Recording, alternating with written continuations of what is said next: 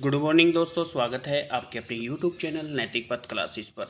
दोस्तों, हमने जो मुहिम स्टार्ट की है, जो आप हम ये वीडियो बनाते हैं तो उसके जो आपके कमेंट्स आते हैं सीपीएलओज और एलसी से रिलेटेड, तो उसके जवाब हम इस वीडियो में आपको बताएंगे। जो भी क्वेश्चन आपने पूछे हैं और जो आसान है वो बिल्कुल पॉजिटिव वे में बताया जाएगा। ये नहीं है कि किसी भी यूट्यूबर की तरह व्यूज़ के चक्कर में आपको नेगेटिव बताया जाए। इसमें बिल्कुल आसान शब्दों में बिल्कुल पॉजिटिव वे में बताया जाएगा। तो क्या क्वेश्चन पूछे हैं, तो आइए स्टार्ट करते हैं। फर्स्ट पूछा है कि एलसी को मेरिट बेस पर के आसपास ग्राम सचिव में कब तक नियुक्त कर सकते हैं। हाँ दोस्तों, इतना तो कंफर्म हो गया है कि जो सीपीएलओज और एलसी हैं वो हरियाणा के कंप्लीट गांव में नियुक्त नहीं हुए हैं। कई गांव ऐसे हैं जहां सीपीएल और एलसीज की नियुक्ति नहीं हुई है, और कई ऐसे गांव हैं कि जहां एलसी ज़्यादा हो गए हैं। तो जो एलसी ज़्यादा हो गए हैं उनको पास के गांव में ही शिफ्ट किया जाएगा। अगर फिर भी वैकेंट पोस्ट बचती है तो एडीसी अपनी एंड से जो बेस्ट परफॉर्मेंस देता है सीएससी वाला, उसको उठाएंगे। और वो भी तब तक उठाएंगे जब तक पक्की भर्ती ना हो जाए। जैसे ही परमानेंट कैंडिडेट आ जाएगा फिर उसको रिमूव करके और जो नया आएगा उसको रख लेंगे।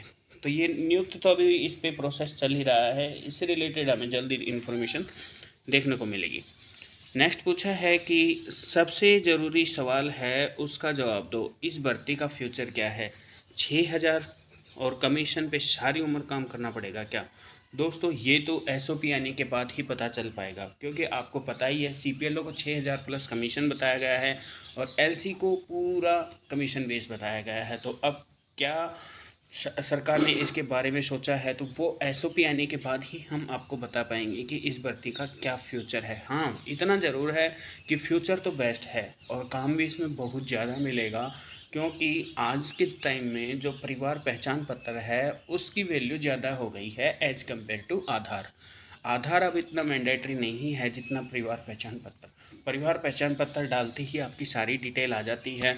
और अभी शायद गवर्नमेंट एक योजना और लेके आ रही है आभा नाम से। तो उसमें क्या होगा कि उसकी भी एक आईडी जनरेट हो जाएगी, फिर उसमें सारी डिटेल्स आपकी और आपके परिवार की सब कुछ डिटेल्स रहेगी।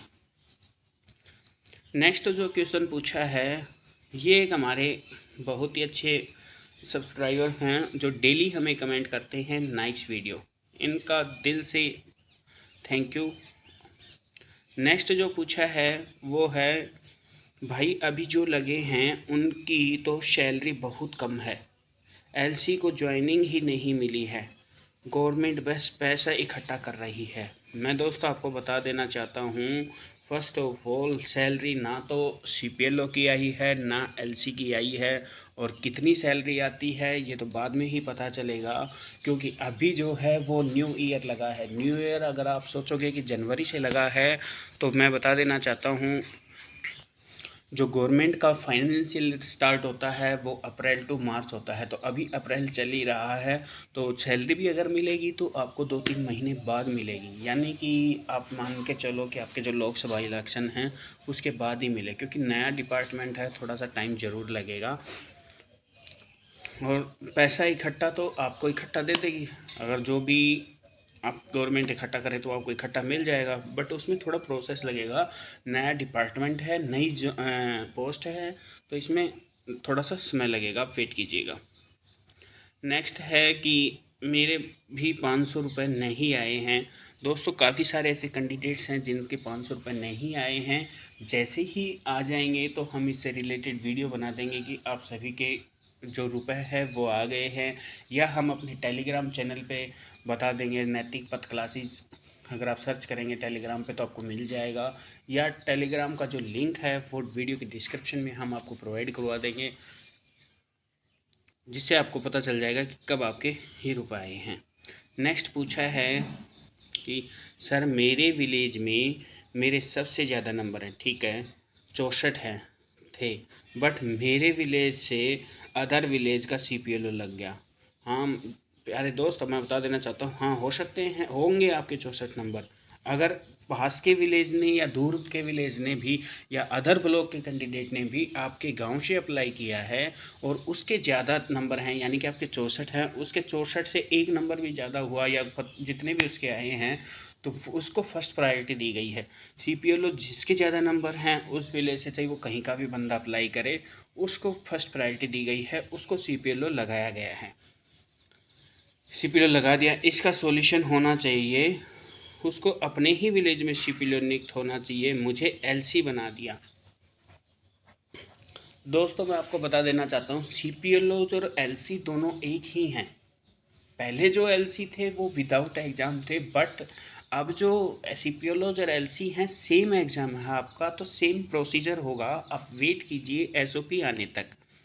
सर 60 से अबव CPLO और 60 से बिलो वाला LC होना चाहिए। ये तो गवर्नमेंट के डिपेंड करता है कि उन्होंने क्या सोचा है, उनका भी कुछ ना कुछ क्राइटेरिया होगा, उसी बेस पे उन्होंने लिया होगा, तो वो SOP आने के बाद ही हमें पता चल पाएगा।